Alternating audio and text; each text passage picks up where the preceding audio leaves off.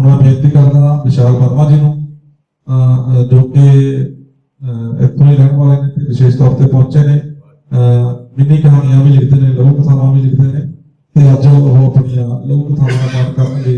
विशाल वर्मा जी मंच को गठन करते हुए मैं ये कहना चाहूँगा कुछ बातें अपने जानते नहीं जान लोग। तो मैं अभी 31 मार्च को पीएनबी धर्मशाला से रिटायर हुआ हूँ।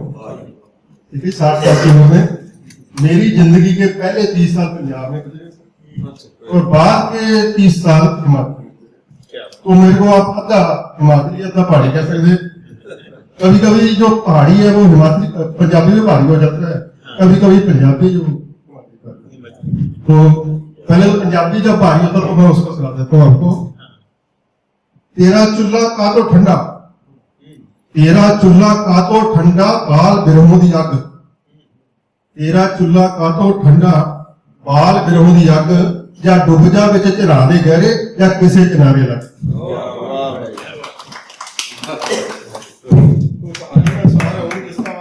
नाम है वो मेरी बहन ने जो सुबह का बुला सुना दिया, वही नाम है।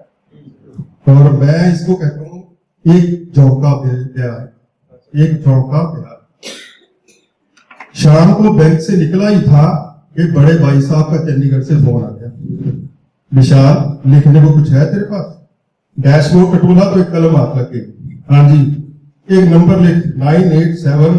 मैं गाड़ी साइड पर लगाकर लिख दिया। किसका नंबर है? तेरा कोई पुराना दोस्त है जंडियाले से, तू फोन कर ले उसे। एक झटका सा लगा, जंडियाले को छोड़े हुए 26 साल हो चुके थे। कौन हो सकता है? कर लेता हूं भाई साहब, बच्चे कैसे हैं? लेकिन तब तक भाई साहब फोन काट चुके थे। नंबर वाले कागज को डैशबोर्ड पर रखकर मैं फिर से घर की ओर चल पड़ा।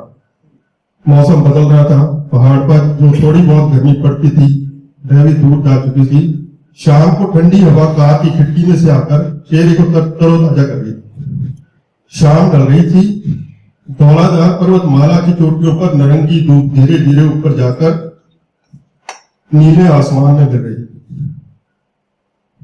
नंबर फिर डैशबोर्ड पर पड़े, नजर फिर डैशबोर्ड पर पड़े कागज के टुकड़े पर जा अटकी। कौन हो सकता है जंडियाले से मुझे याद करने वाला, और वह भी इतने बरसों बाद।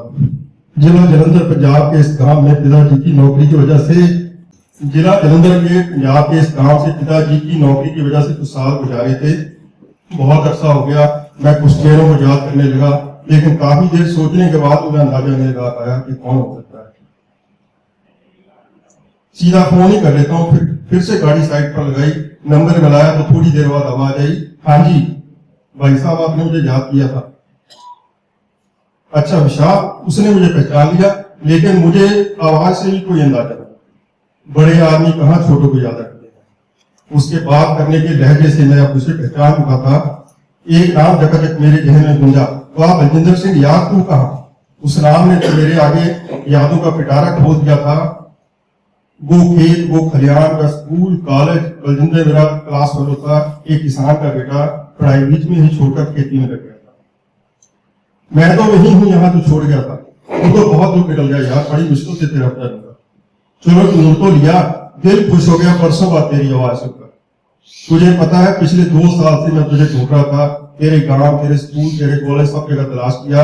मेरी गलवाली समझ रही थी कि मैं किसी लड़की के चक्कर में हूँ और तू मेरे चक्कर में था। मैं हंसा।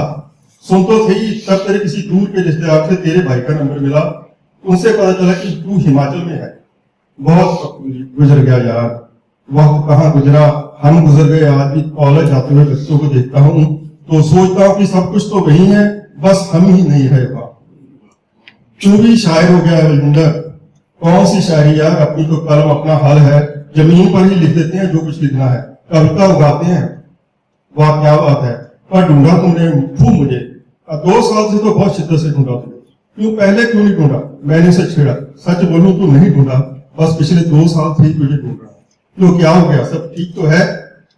2 साल पहले बैग मिल गई थी जलंधर के बाजार में। 2 साल पहले वह मिल गई थी जलंधर के बाजार में। वह कौन? मैं पूछता हूँ।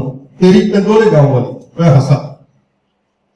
अरे छोड़ यार, वह तो सब लड़कपन की बातें थी। जिंदगी बहुत आगे बढ़ चुकी है। तो तू सुना, कितने बच्चे हैं तेरे और क्या करते हैं? मैंने बात बदली। मेरे 3 बेटे हैं, सभी कॉलेज में पढ़ते हैं। उसके एक बेटा और बेटी है। मैं अपने बेटे की शादी के लिए इंडिया आई थी। उसने फिर उसकी बात शुरू कर दी, तू गया होगा शादी में? मैंने पूछा, हाँ यार, जलंधर में मिलने के दौरान उसने खास तौर पर बुलाया था, वरना मैं भी कहाँ मिला था उससे कॉलेज के बाद। मैं चुप ही रहा, समझ में नहीं आ रहा था क्या बोलूं। मुझे बुलाना तो महज एक बहाना था यार, असल में मैं तेरे बारे में जानना चाहती थी और मुझे तेरे बारे में कुछ पता ही नहीं था। बहुत याद करती है तुझे, अभी भी अखबारों रिसालों में तेरा नाम तलाश करती है। आजकल भी लिखता हूँ तू, आजकल भी लिखता है तू। लिखना तो तभी का छोड़ दिया था मैंने, 1-2 साल पहले ही शुरू किया है। तेरी सारी कविताएं, तेरे खत अभी तक उसके पास है, संभाल कर रखे उसने। तूने भी कुछ संभाला उसका? नहीं यार, मैं तो सब कुछ सतलुज में बहाया था, तू भी किसका किस्सा ले बैठा। इतने सालों बाद मिले हैं, कोई भाभी की बात सुना, तुझे पता मेरी एक बेटी भी है। अच्छा, तुझे कभी उसकी याद नहीं है? याद करने को बचा ही क्या यार, बड़े सालों से दिल को कटोट रहा है एक सवाल। 2 साल से तो बहुत ज्यादा परेशान कर रहा है। तुम दोनों एक जैसे थे, एक से शौक, एक सी समझ, एक सी सोच, फिर मिले क्यों नहीं? मजहब में बीच में आ गया था बलिंदर, और आज का जमाना थोड़े था। उस समय तो पंजाब में फिरका परस्ती, जोरों परस्ती जल रहा था पंजाब।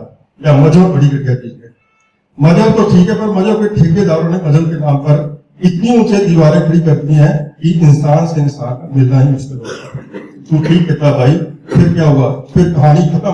हम दोनों ही अपने माँ बाप के विरुद्ध जाने के हक में नहीं थे, बस अपनी मर्जी से रास्ते अलग करके, मतलब एक और असफल प्रेम कहानी। वह हंसा, मैं उसकी हंसी के में छिपे दर्द को महसूस कर रहा था। असफल क्यों? बिछड़ जाना सफलता नहीं, और मिलना हमेशा सफलता नहीं होती। जितना संबंध था सफलतापूर्वक निभाया। तुझे पता तो उसका फोन नंबर भी लिख ले, क्या फायदा? क्या करूंगा यार, नंबर लेकर बहुत दूर निकल आया हूँ, अब लौटने का मन नहीं। हाँ, तेरा नंबर मिल गया है, जल्दी ही तुझसे मिले आऊँ। जरूर आना, जल्दी आना। अभी फोन रखता हूँ, ख्याल रखना, कहीं दोबारा मत हो जाना। बहुत मुश्किल होता है उस बंदे को ढूंढना जो खुद ही गुम होना चाहता हो। वह दोस्त ऐसा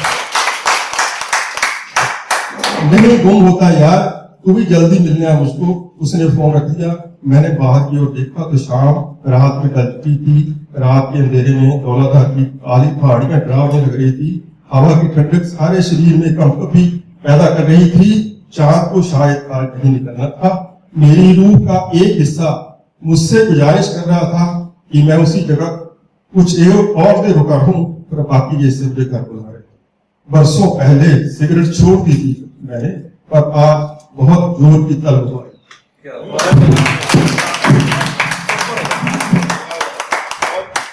बहुत शानदार, कोई शब्द नहीं है। बहुत बढ़िया रचना इन्होंने पढ़ी। बहुत बढ़िया सर, बहुत सुहावना माने, तो रचना बहुत खूबसूरत है।